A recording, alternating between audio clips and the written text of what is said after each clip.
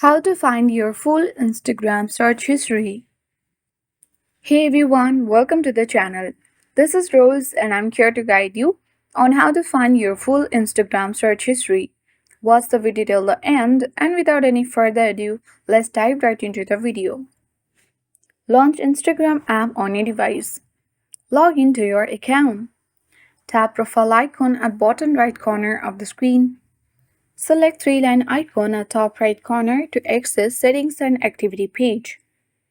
Under How You Use Instagram section, select your activity.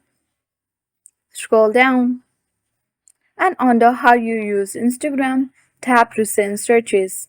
From here, you will see all your full Instagram search history. You can tap the cross mark next to the username and delete it. Also, to delete all your search history, you can tap Clear All at top right corner and then select Clear All button. That is how we find our full Instagram search history. Hope this video helped you. Thanks for watching and see you in the next video.